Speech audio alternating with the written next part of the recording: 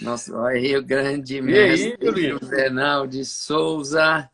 Deixa eu arrumar essa imagem Mas aqui, ver se eu fico bonito igual você. você tá muito chique Eu demais sei com quem esse tá mais óculos bonito, aí, cara. cara. Você tá ficando parecido comigo, alguma coisa, não tá não? Careca.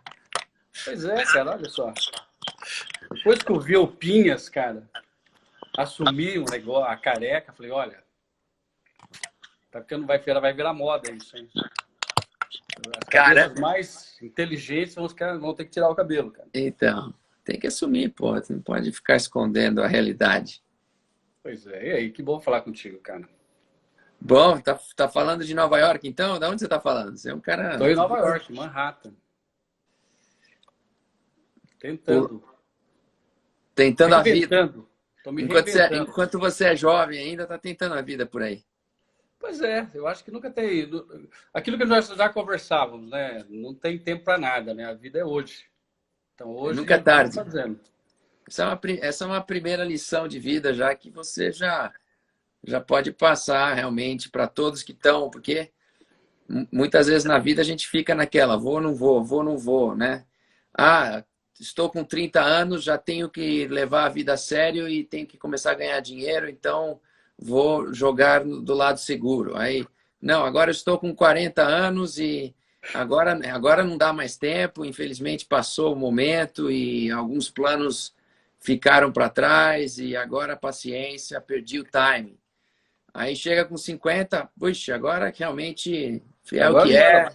já foi. E é sempre muito legal ver pessoas que já conquistaram um reconhecimento, já conquistaram uma posição na carreira, já conquistaram até o aspecto financeiro, já estão, não tem mais 20, 30 anos de idade, e mesmo assim, como você disse, nunca é tarde, e você aí Não. numa nova empreitada da sua vida, a gente vai voltar no tempo, a gente vai começar lá de trás, falando do início, porque eu acho que algumas coisas que você trouxe para o mundo da prótese ficaram como legados, e eu quero discutir a fundo esses legados, que a gente já conversou bastante sobre esses legados que o Juvenal de Souza trouxe para a prótese, que me inspiraram, que me influenciaram também. Graças a Deus eu conheci o Juvenal, eu ainda era bem jovem e, portanto, pude beber na fonte jovem e usufruir desses aprendizados. Eu vou compartilhar aqui como que as suas lições influenciaram a minha carreira também. Mas, começando pelo fim, conta um pouco para a gente aonde você está, o porquê que você está, qual é esse novo desafio e como que você mantém essa mente jovem, essa atitude jovem de recomeçar depois de tanto tempo. Você sabe que na vida não é aquilo que nós já conversávamos há muito tempo. A vida é um mero improviso, né? De tudo. Tem algumas ideias assim, né? Mas não dá para ficar matematicamente fazendo tudo metodicamente, porque isso não funciona. Deu certo de vir para cá. Precisava aprender inglês, aí houve uma oportunidade e eu tive que me reinventar, porque você sabe muito bem o que é mudar de país, né? Você tem que fazer um espólio da sua vida, deixar tudo para trás, né? Desde as coisas mais particulares e vir para cá com uma mala, né? Porque é uma nova proposta.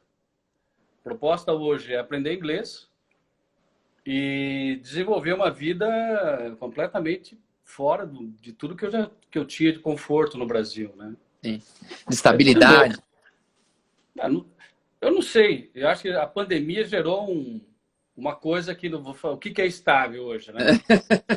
Realmente, Aonde que é realmente. estável?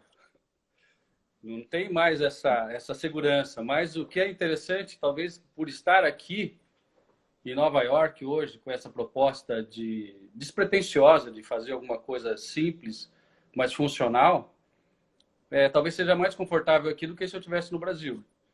Sim, Porque sim. aqui é algo possível, economicamente possível, mesmo porque as pretensões iniciais não eram muito grandes, era de realmente sobreviver e ter uma vida confortável, né? Diferente da despesa que tem você ter uma empresa e desenvolver todo um processo de manutenção de uma empresa. Então, acho que a pandemia aconteceu num momento Não, interessante para mim. Então, tem, então, é. Estou numa clínica super interessante. Não é nada produção, é uma coisa que eu curto muito, que é trabalhar com o paciente ao vivo, Sim. criar essa interação e poder, aos poucos, ir desenvolvendo o nosso processo de trabalho. E aprendendo muito também, né? Hoje eu estou trabalhando, para você ter uma ideia, com lâmina de platina, né? Estou me apaixonando. Eu aprendi isso aí nos Estados Unidos em 2004 com Pingas, quando eu mudei para aí também. Nunca tinha Pois é.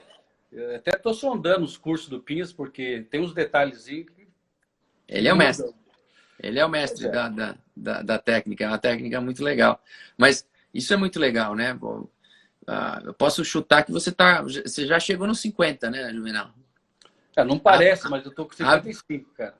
55, quase 10 anos mais que eu. Então, com 55 anos, depois de tudo que você conquistou, recomeçando do zero, se reinventando num novo país, sem nenhum tipo de... Quer dizer, não é uma mudança de luxo, não é uma mudança, estou com dinheiro saindo vou curtir nos Estados Unidos, não. É uma mudança de desafio de trabalho, de ter que ganhar e sobreviver aí, de ter que reaprender a fazer as coisas, né? Com novas tecnologias, com novas técnicas. Eu diria que o desconforto é pior, porque nem o domínio da língua eu tenho. Então aí você já vê o tamanho do desconforto que é você se projetar numa vida dessa. Né? Acho que é um ato de coragem que pode inspirar muita gente, né? A quantidade de gente que tem um sonho embutido, tem uma vontade lá no fundo de experienciar uma vida diferente, de viver por alguns anos fora do Brasil, de tentar se reinventar, de tentar aprender novas técnicas, né? Você mesmo, um rei da cerâmica, vamos dizer, analógica, vem há vários anos, né, que você vem falando comigo, falou, eu estou disposto a sair da zona de conforto para aprender do zero qualquer coisa, a aprender o inglês do zero, né, a viver com pouco dinheiro, a passar por um processo de ganhar a confiança dos dentistas e começar a ganhar dinheiro de novo, né? Enfim, eu acho que é uma série de desafios que se abraçou numa só. Como você disse, o Covid meio que nivelou por baixo para todo mundo, né? Todo mundo. Mas o teu ato de coragem veio antes do Covid, né? Agora, logicamente, no momento Covid é um desastre generalizado que, de repente, até é um motivo a mais para as pessoas abraçarem um desafio desse, né? Já que está todo mundo ferrado, está tudo começando, sendo reinventado, vou abraçar, né, a causa, né? Mas você fez isso antes, né? Quanto tempo você já está aí? Eu tô nessa vida faz um ano praticamente, né? Assim, mas a gente ficou... Eu levei 2 anos me preparando. Acho que desde aquela vez que eu vim contigo, 2016, Pro curso. que a gente veio fazer o residência aqui e tal. Eu conheci Nova York e tal. Apesar de não... A minha ideia não era Nova York, era vir para os Estados Unidos para aprender inglês, porque realmente numa zona de conforto você não aprende, você sabe muito bem disso. Né? Você tem que estar ao vivo em cores para vivenciar a necessidade da língua, para poder desenvolver o processo. Sim. Mas como a gente tinha muita coisa no Brasil, instituto, empresa, ou seja, eu tinha a minha vida, meus clientes era Brasil. Curso em andamento e tal. E você tem que começar a planejar isso. Primeiro é desapegar. De 100% das coisas. Essa palavra é importante. Desapegar. Que isso eu tive que aprender na raça mesmo. Ou seja, 2 carros, uma casa com 400 metros quadrados, uma empresa, tantos funcionários. Você tem que começar a fazer a matemática de... Uma reputação, a sua reputação no Brasil, nos Estados Unidos ninguém te conhecia, né? Facilita um pouco. Eu tenho acesso legal aqui para o seu oral design e tal. Não é assim, a gente não chega no nível tão... Você conhece uns caras aí, né? Abaixo da média. Você abriu o caminho aqui, tem muita gente que me conhece, então facilita um pouco. Mas, independente disso, as coisas não são fictícias, elas não são verbalizadas, elas têm que ser práticas. Né? Ninguém conquista nada aqui porque tem um rostinho bonito. Né? Não, a quantidade de gente que fala, estou me organizando para ir e acaba não fazendo nada, né? Então, o primeiro passo foi esse. São 2 anos se organizando, ou seja, desfazendo de coisas no Brasil que eram até então importantes passaram a deixar de não ser importantes, para você sair com 2 malas e vir para cá. E deixar as coisas organizadas, né? Porque não é só abandonar, não. Você tem que organizar e vir embora. E eu cheguei o ano passado, fiz uma prévia, depois passei na Europa para fazer a minha dupla cidadania italiana, para ter um pouco mais de documentação. E cheguei aqui praticamente em janeiro. Passei um tempo na Flórida. Janeiro do ano desse Agora. ano. O ano passado eu vim em abril. Fiquei até setembro fazendo uma préviazinha. Ah, tá. Estava numa outra cidade, estava em Denver. Até a gente se encontrou em Boston e a gente conversou a respeito e tal. E você falou assim, olha, qual é o lugar melhor para morar nos Estados Unidos? Cara, não tem um lugar melhor. Depende muito da situação, né? É frio, é calor, depende. Zona de conforto tem que ser 0. Eu acho que o que é interessante é você poder experienciar o máximo de oportunidades. Mora um pouco em tal lugar, daí você escolhe as coisas. E a vida é assim. Para mim, ela surgiu de uma maneira muito mágica, como sempre. E as oportunidades surgem e a gente abraça as oportunidades e outras aparecem, a gente reanalisa e assim aconteceu. Fiquei um tempo em Denver, depois voltei, fiquei um tempo na Itália, depois vim para cá, na Flórida. Fiquei um mês na Flórida e aí vim para Nova York. Com 15 dias em Nova York, houve a pandemia. Aí parou tudo 2 meses. E há 2 semanas agora retomou. As coisas estão retomando, mas assim, eu me sinto muito confortável aqui nesse lugar que eu estou trabalhando e nas propostas que Na clínica. tem. Porque é muito simples, é uma coisa muito próxima daquilo que a gente gosta de fazer. Dentista legal, como que é? Parceiraça, é uma dentista muito competente, atende uma clientela muito seleta. E é um pouco estranho falar isso aqui nos Estados Unidos. Ela tem uma tendência, como ela não é americana nata, ela tem uma tendência a te dar a oportunidade de fazer dente quando possível, que é uma coisa meio rara aqui, né? Então, você ainda tem a oportunidade de fazer lâmina de platina para fazer um fragmento. Sim. Pô, é uma coisa que você fala, meu, tô no céu, né? Porque você consegue aplicar a odontologia. Não é laminado branco de molar a molar. Não é assim. Existe o caso, claro, que é o cliente que vai pedir, mas vamos dizer assim, que mais de 50% ainda tem uma instituição de que o dente deva ser prevalecido dente com beleza natural. Dente com beleza natural. Agora, as modificações. Quais foram os perfis dos dentistas que você trabalhou aí? Como que foi essa experiência dos que não...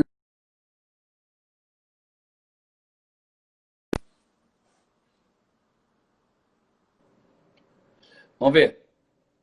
Tá me ouvindo? Agora tô. Tá. Eu penso, eu consegui analisar 2 coisas. O perfil americano, dentista americano, ele tem um perfil. Ele gosta muito naquela pegada do APA, né? Entender um pouco do perfil do americano e desenvolver um processo bom, funcional e ponto. O dentista que é importado, ou latino, ou europeu, ele tem praticamente as 2 vertentes.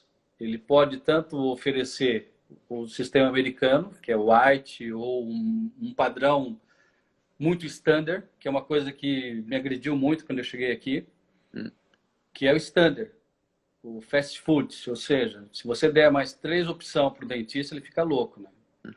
É 3 opções de sorriso? Não, pelo amor de Deus, facilita a minha vida. Fala que é só uma que tem e a gente vende e fica feliz com essa possibilidade. Então, essa aqui, pra gente que sempre teve a intenção de fazer dente, sorriso, você deve ter vivido isso lá há 10 anos atrás, talvez até menos, não sei como é que era, mas existe um espaço para tudo aqui, né? O fast food, no máximo 2 modelos de dente pronto, ou uma linha de humanização para naturalização, aquilo que o Paulo Cano sempre nos ensinou, né? Dá para você fazer uma arte, né, com uma natureza funcional. E respeitando, claro, todas as situações de cada ser humano, né?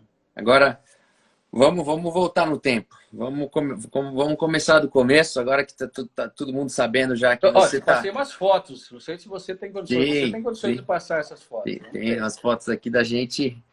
Aqui, ó, vou mostrar. Tem uma foto aqui, ó. Olha essa foto aqui, rapaz. Meu Deus do céu. Isso aí. Esse aqui é o Juvenal, ó. Juvenal. Isso aqui sou eu. Isso aqui, o que é? Isso aí é 99, 2000. Cara, eu acho que não. Isso deve ser uns 2001, cara. 99 ou 2000, cara. Eu acho que é isso. Aqui era o programa do curso que a gente desenvolveu junto em 2000, cara, 2001. Isso é o Grupo Insight, a primeira apostila do Grupo Insight. Tinha tudo aí dentro, né, cara? A gente criou um grupo, né, chamado Insight. O grupo era ó, Juvenal, Guilherme Cabral, eu, Luciano Rosa e Marcelo Calamita.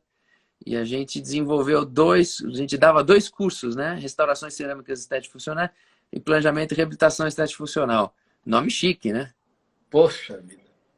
Não, curso de 1 ano, né? Pensa bem, isso é uma graduação, cara. Não é nem um curso. Eram 4 meses para cada um. Ia para Bauru e foi aí que eu comecei a aprender o estilo de trabalho do Juvenal, que é o que eu queria explorar agora, Juvenal, porque eu acho que tem alguns aspectos muito importantes que eu acho que a gente tem que pagar esse tributo a você pelas coisas que você trouxe, né?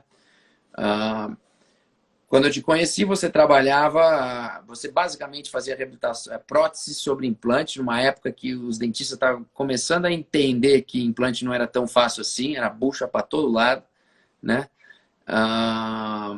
Perdas gigantescas de tecido, pessoas mutiladas realmente, né? Pacientes que eram mutilados porque usavam próteses totais que eram completamente inadequadas, pacientes mutilados porque perderam tecido gengival e a estética rosa não estava mais presente, pessoas mutiladas porque próteses sobre implante estavam sendo feitas de maneira inadequada, né? E eu, já ainda jovem, né, na época eu fazia só laminado, coisa simples, eu lembro que no laboratório começou a surgir umas buchas, né? No meio de 10 casos de laminado, um implantezinho, outro implantezinho aqui, né, uma prótese de implante anterior, um protocolo, de repente. E eu, né, na minha zona de conforto dos laminados, comecei a perceber que o laminado é algo que traz uma série de referências, né? Você tem o dente ali como referência, você tem o preparo como referência, você tem a gengiva como referência, e geralmente as coisas mais ou menos na posição adequada. Então você ia lá, fazia o laminado e o sorriso melhorava, né?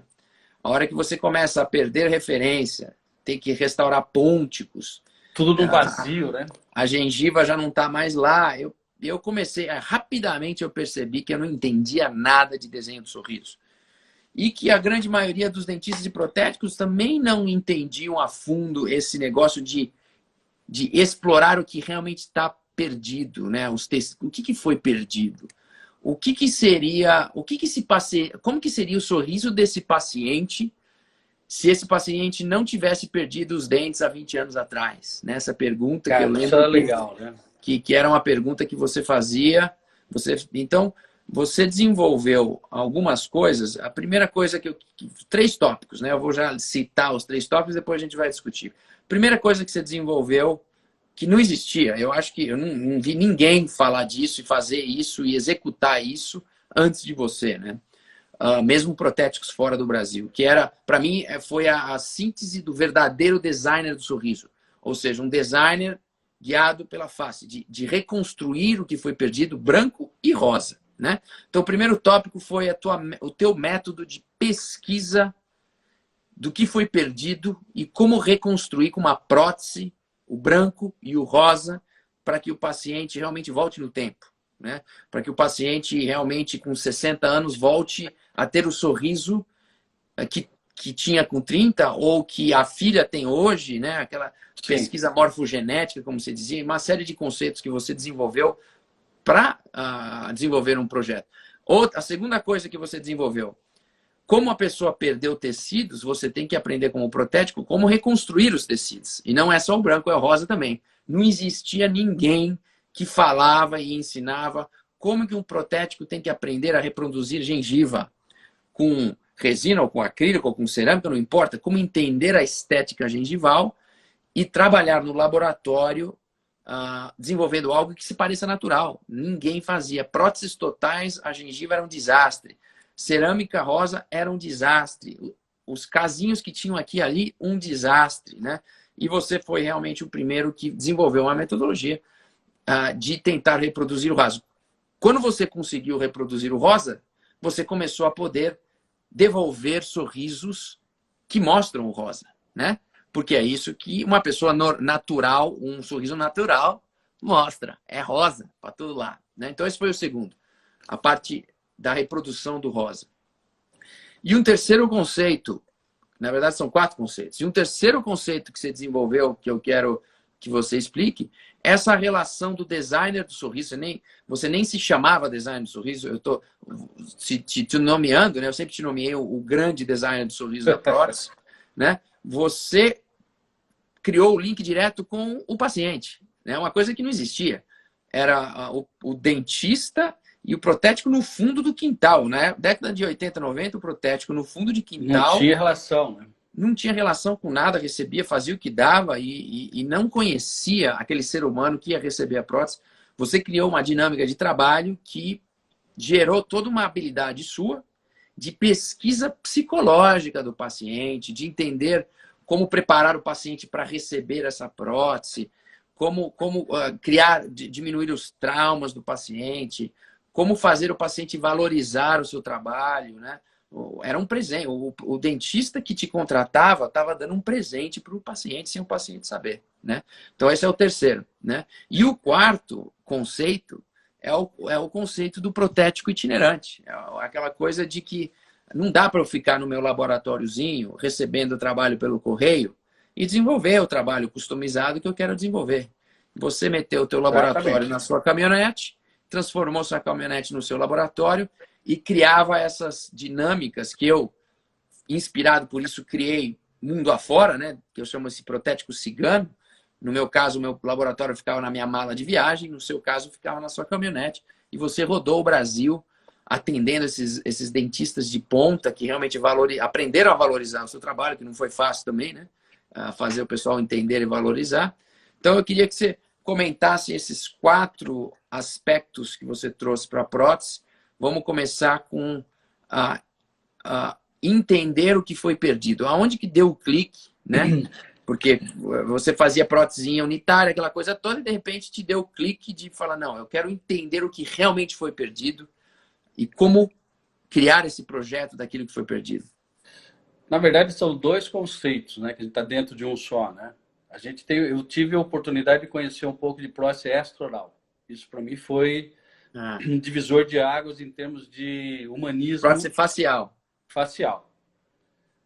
Isso, para mim, foi uma questão muito forte no psicológico, na parte humana mesmo, de envolvimento, porque não tem como você desenvolver o processo de reconstrução sem estar perto.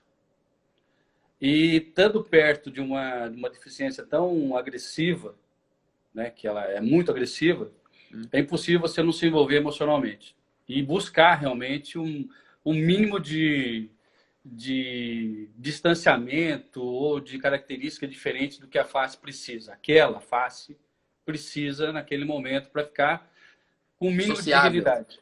Ficar sociável. Com o mínimo de dignidade. Então, quer dizer, para quem vive esse tipo de trauma, esse tipo de problema, já é uma preocupação diferente do intraoral, que não deveria, no meu ponto de vista, naquela oportunidade, ser diferente. Deveria ser a mesma preocupação, com uma ênfase até muito mais rica, porque o intraoral se favorece de alguns benefícios que o extra não tem. Que eu diria que a parte protética funcional que você está desenvolvendo lá, ela tem uma característica da realidade muito parecida com a natural. Ela é rígida, ela tem as funções realmente eficazes, que é mastigar, que é ter a característica de um dente. Sim. Então, a gengiva não vai sangrar, só isso. Mas o resto, tudo aquilo pode ter um ganho Sim. muito grande. Parece muito com o real. muito com real, tanto na parte funcional quanto na parte estética. E ela Sim. realmente faz jus, ela devolve estruturas reais para o paciente. Coisa que a extra oral, por mais que a gente pense que está devolvendo, você consegue ali, no máximo, 30% por uma aparência só. Você não tem nem função para aquilo. Um olho não vai enxergar, uma pele não vai mexer, entendeu? Então é muito complicado isso. Agora, o que eu via quando eu comecei a ter oportunidade de trabalhar com os pacientes ao vivo e os dentistas, era que isso era muito desprezado, era uma coisa muito simbólica. Ou seja, está dentro da boca, o lábio esconde, então você não precisa buscar os detalhes. Se Sim. você busca os detalhes, é uma questão de desnecessário. E às vezes até o paciente desinformado, ele via isso como um problema, não como uma solução, né? Mas, enfim, o que aconteceu? Tendo essa sequência de ideias e associando com dentistas que tinham também essa premissa, se é possível fazer melhor, por que não tentar, pelo menos? Que isso Sim. era fantástico. Como você não tem um caminho definido, pelo menos a tentativa, ela Sim. não era obstruída. E aí os resultados falavam por si e isso empolgava, né? Isso virou uma empolgação. E é lógico que tudo foi um aprendizado, né? Aprendizado de você ver, tratar a reação do paciente negativamente ou positivamente, parar para pensar por que foi negativo, aonde foi que você errou, se foi na execução do trabalho, ou se foi na comunicação do trabalho. O dentista também, se ele não aceitava aquele tipo de trabalho, tinha que ter algum problema dentro dessa forma de ligação entre o resultado pretendido e as possibilidades. Se você tem técnica, se você tem mecanismos possíveis, por que a comunicação está sendo impossibilitada de você atingir esse resultado? E a gente teve sucesso porque teve bons colegas, né? Parceiros que abraçaram esse tipo de ideia também. Como era tudo novidade, eles deixaram de viajar, né? Porque prótese, eu falo, prótese é uma coisa confortável no sentido de que não é uma cirurgia invasiva, né? O problema já existe, você está no plano B, né? Não é um plano A. Se você é só uma questão de design protético, né? Uma compreensão protética. O problema já está instalado, não fui eu que fiz. Sim. Então, se eu favorecer aquilo de uma forma esteticamente e funcionalmente positiva, beleza. Se tiver algum erro de concepção dentro desse artefato, a gente considera e volta 1 ou 2 passos atrás e mantém as coisas como eram e tudo bem. O problema seria só um prejuízo financeiro, mas quando isso não estava dentro da questão, aí as possibilidades são infinitas, né? Então, eu penso que o primeiro tópico que me deu essa experiência, essa oportunidade foi estar junto do paciente e ter a confiança dos dentistas para a minha viagem de reconstrução extra para o intraoral. Essa foi meados de 80, de 98, 96, por aí. Um pouquinho antes de conhecer você, né? E aí a gente conseguiu desenvolver esse processo. Mas uma coisa que é interessante, eu vou chegar em você, que é você, o Guilherme e o Calamita foram assim, tudo é uma troca, né? Uma troca justa, eu penso, para as coisas que a gente está fazendo. Então eu te conheci, acho que foi em 99. 99. 99 a gente estava ali, acho que num curso, você era consultor da Creation, uma coisa assim. É, por causa da E criança. conheci você, e você com essa empolgação que você estava falando antes. Pô, eu quero fazer um negócio diferente, estou vendo que esse louco está fazendo um trabalho legal. Eu lembro que a gente, depois de um congresso, eu dei uma palestra no congresso, acho que do Cursão, e você estava ali, passando a tarde, fazendo um hands-on no stand da Oraltec, uma coisa assim. E à noite a gente saiu para jantar, coincidentemente, com um colega em comum, e fomos jantar. E ele acho que vendia metal, acho que era um cara de São Carlos, esqueci o nome dele. Não sei se você lembra dele. Não lembro. Eu sei que a gente saiu para jantar. E você hiper empolgado, né? Com aquele negócio, sempre com sangue nos olhos, né? Querendo um negócio diferente. Aí você conversando comigo, então, cara, você me ensina a fazer dente gengival? Quanto que você quer para fazer dente gengival? Lembra disso? Quanto você cobra para me ensinar a fazer dente gengival? Falei assim, cara, Você é um parceiro pra caramba, já tinha me ajudado a traduzir o curso do Geller, né? Porque fiquei ali, né? Colei em você, você entendia inglês, eu não entendia nada, né? Você entendia um pouco, né? Não sei se você falava um pouco de inglês. E a gente ficou ali me virava. junto, e você fazia você era a minha voz, né? Para sugar do Geller o máximo de informação que eu precisava, né? E aí, quando você me fez esse pedido, eu falei, não, cara, arruma o caso e a gente marca e a gente vai. Isso é uma coisa interessantíssima, o pessoal não sabe, né? Aí você arrumou um caso com Calamita e eu fui lá para o seu laboratório, laboratório do seu pai, para fazer isso. E é claro que a hospedagem era por conta do contratante, né? Lembra disso? O quê? A hospedagem era por conta do contratante. Você não vai pagar nada, não tem problema. Eu te ensino, a gente faz o caso junto. Aí você começa a interagir para aprender como é que faz. Ver essa relação paciente-dentista. Calamita super 10, baita parceiro. E aí eu, todo empolgado. Falei, não, show, né? Tô aqui em Moema, São Paulo, Christian Coachman. Vou dormir. Não, dorme em casa. Não, beleza. Apartamento de Moema. Fui lá no... naquela época, cara, era diferente o status, né? Eu era o Juvenal, né? E você era o Christian Coachman. Eu não era ninguém. Eu não era ninguém. Você era o Christian Coachman, eu era o Juvenal, então. Já tinha um livro escrito, aquela coisa toda.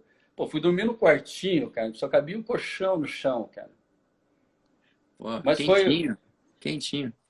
Quentinho, mas foi muito legal, cara. E aí, o que vocês me ensinaram? O que você me ensinou? Me ensinou a dar aula, cara. Lembra disso? Por isso que a gente vai falar do Grupo Insight.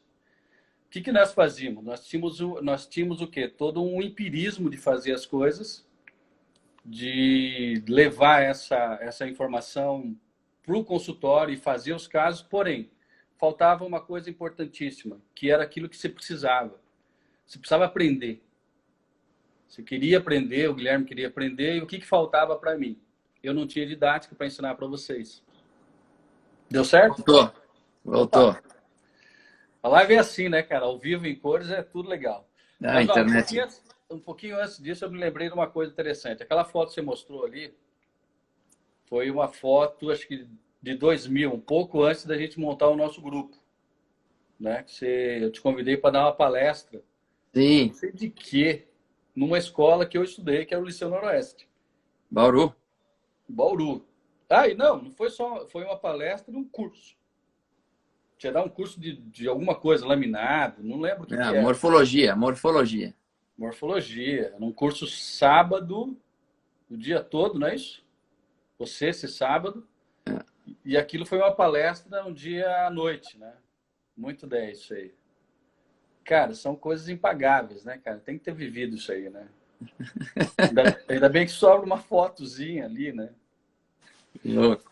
Acho que depois disso que você teve a ideia de montar o Grupo Insight, né? De traduzir as ideias em curso. Foi minha primeira experiência dando aula, né? Que eu, já moleque, já comecei tinha curiosidade de entender como dar aula, né? Foi com o Dario Adolfo, que me convidou para ser o auxiliar dele na Ceramo-Arte, na escola dele, né? E aí depois ele me convidou para montar um curso para iniciante lá, porque ele queria que eu fizesse um filtro antes da pessoa ir para o curso dele.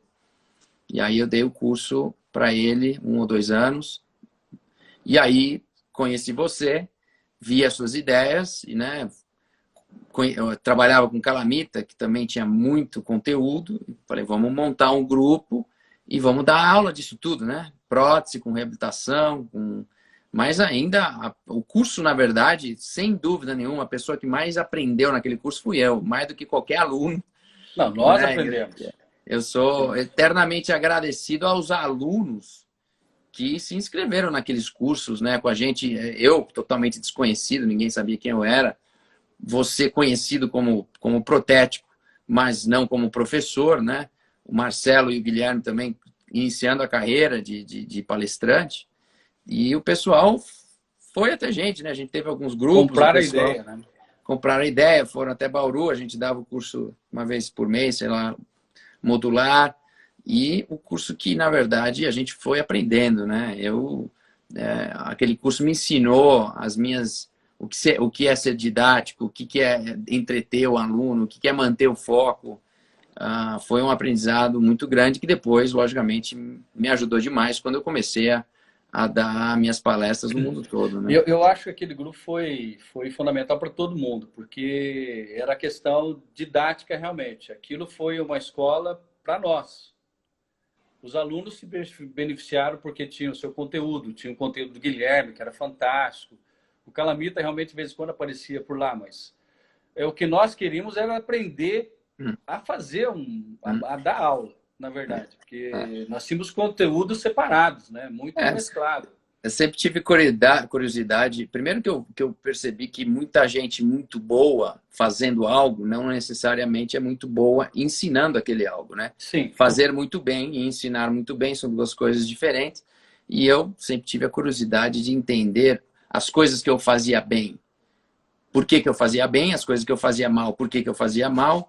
As coisas que eu fazia bem, entender como que eu aprendi, qual foi o processo de aprendizagem que eu passei para me tornar bom em algo e tentar voltar no tempo e organizar a minha jornada para transformar num caminho didático para ensinar os outros, né? E foi isso que eu sempre tentei fazer com você, né? Olhar você, ver você trabalhando, entender, fazer as perguntas certas para obter as respostas e organizar isso. Tinham pelo menos 3 cabeças distintas naquele grupo. Você, eu e o Guilherme Cabral. O Guilherme, neurolinguística, é todo um trabalho espiritual e sensorial importantíssimo para poder fazer a massa, para juntar as duas ideias. Você é extremamente analítico, né, como sempre. E eu, muito empírico, né? Prático, vamos dizer assim. Prático, empírica, não tinha nenhuma...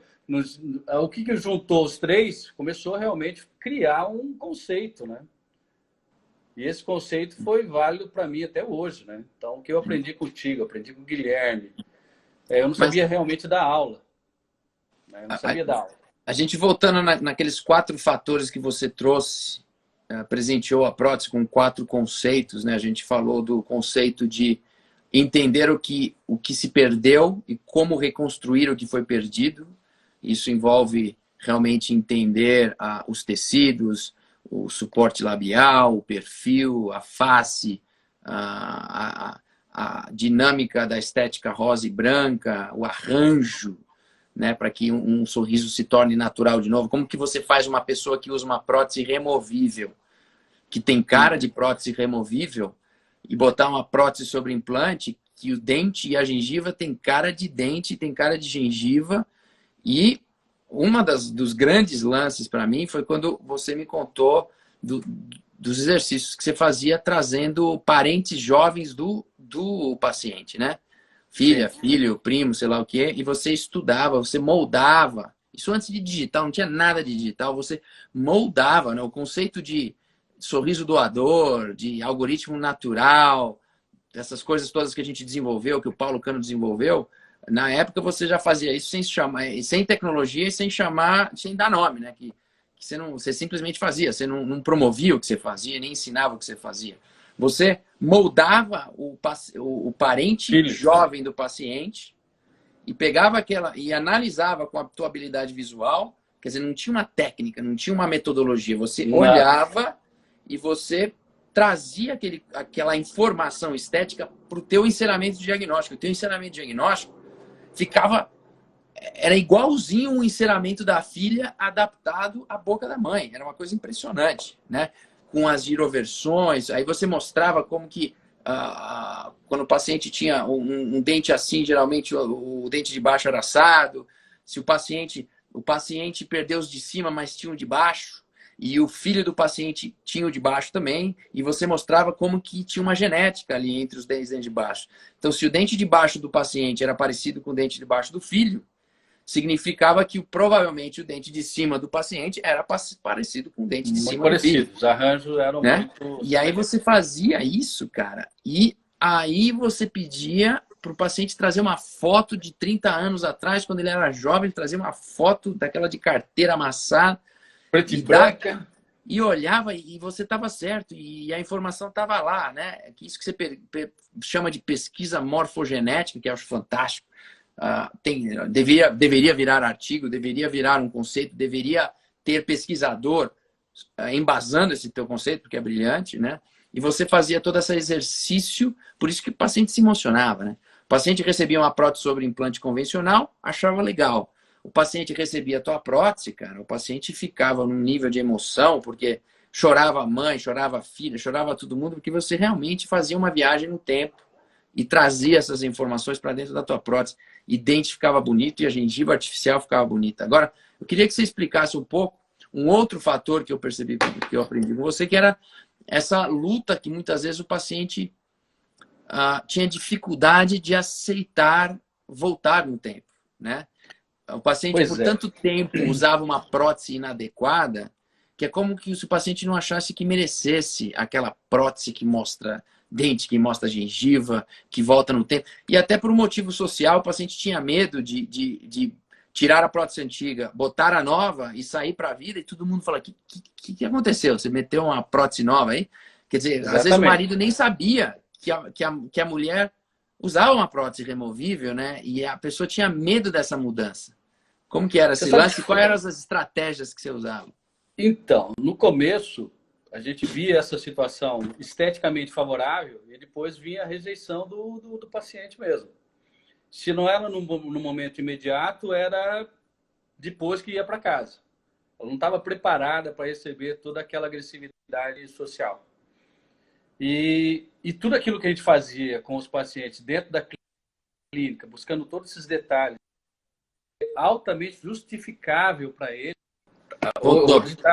Essa internet é a tua internet, cara. Agora, só para a gente se organizar em tempo, eu tenho mais 5 minutos aqui, infelizmente. Dava para conversar mais 1 hora, com certeza. Dava. Mas eu tenho um outro. Eu também. Hoje voltou ao trabalho aqui, mas foi. Então vamos encerrar. Vamos. Não, eu acho que vale a história que você estava começando, desse trabalho psicológico porque uma coisa é você fazer uma ortodontia, né? E demorar 1 ano para sair do antigo para o novo, né?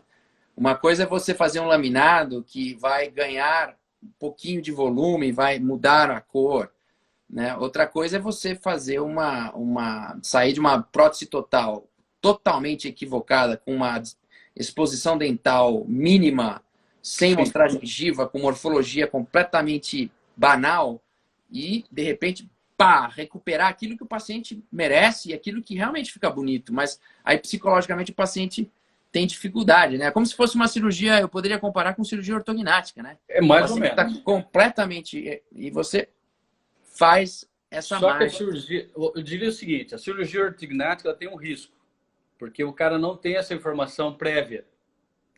Ele vai ser alguém, ponto. Que deveria ter sido, só que você não tem. Ele não tem como ter registrado isso. Sim. E quando a gente viu que os pacientes vivenciavam toda essa situação social e emocional,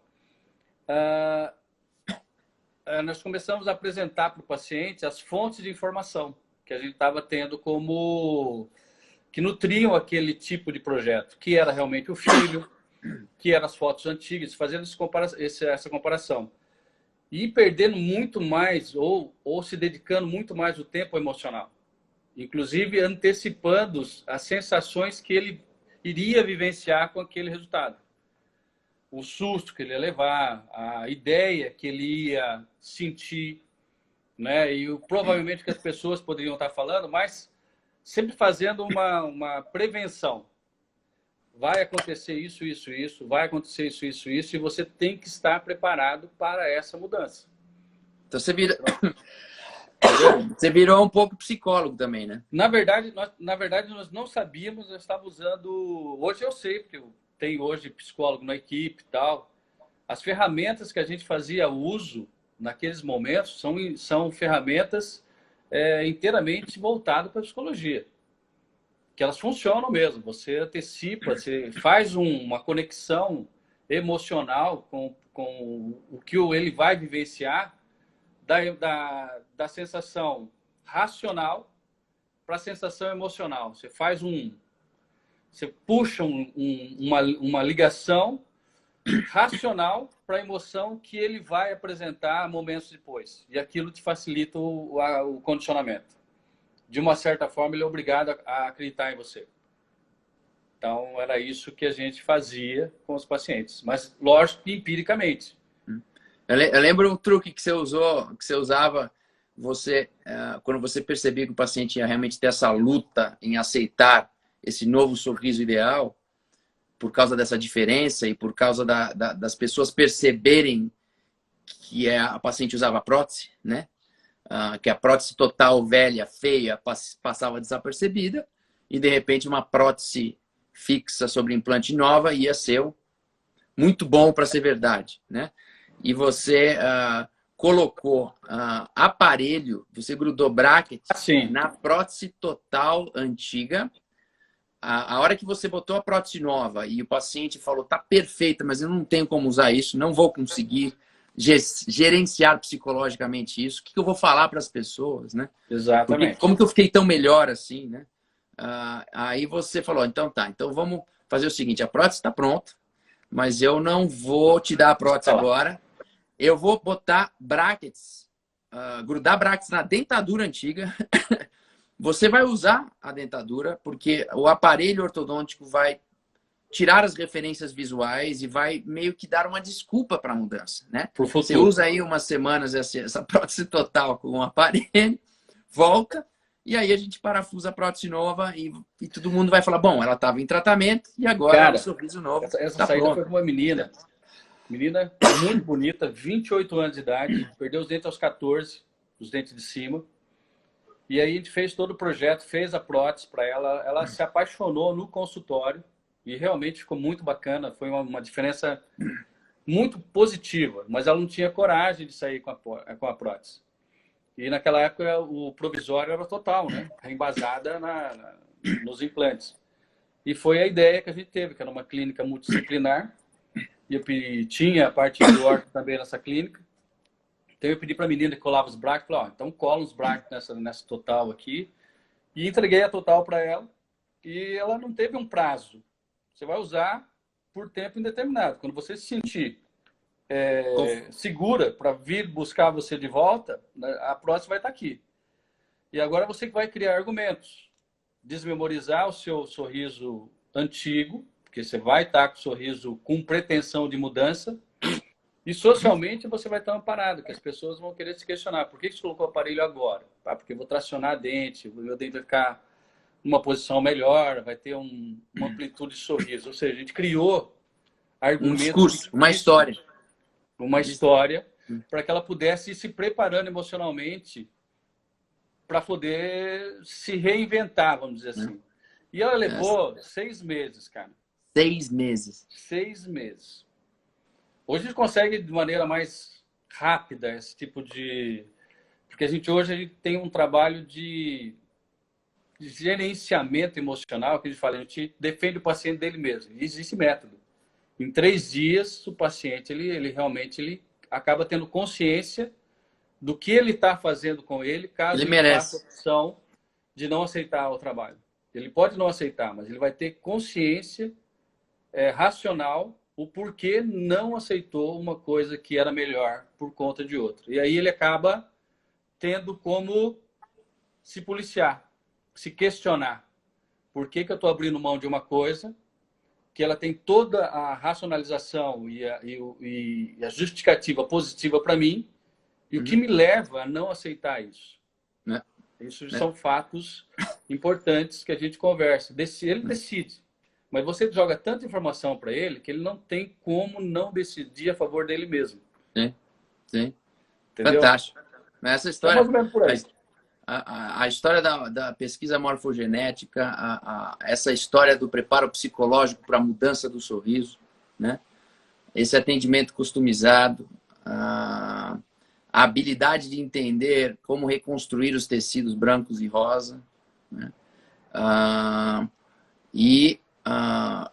todo esse modelo de negócio que você criou, que tem que ser uma coisa, é uma experiência, né? Não é mandei uma moldagem para o laboratório e a prótese voltou. Não, é uma experiência que você marcava de segunda a sexta, a maioria das vezes, né? Chegava na segunda na clínica, desarmava o barraco, armava o barraco e fazia todo o processo, né? De pesquisa, primeiro o relacionamento humano, criar o link emocional com o paciente, ganhar o crédito emocional, né? Ganhar a confiança, fazer essa primeira pesquisa, buscar as informações morfogenéticas, desenvolver o protótipo em cera, né? Que você desenvolvia, cera rosa e cera branca, que já era uma obra de arte por si só, né? Fazer as provas, as mudanças, a harmonia com a face, posição do lábio, desenho dos dentes, arranjo. Aí fazia a transformação da cera em cerâmica, 300 mil queimas, aqui é toda uma técnica de aplicação cerâmica que também não existia, né? Todo um conceito de materiais e de relação com a cerâmica e o metal também, de propriedades físicas. Fazia as provas finais, depois toda essa parte de convencimento com o paciente, ajustes e, se Deus quiser, entregando na sexta-feira. Essa era mais ou menos a dinâmica. Se não tivesse nenhuma intercorrência, nenhuma trinca, nada.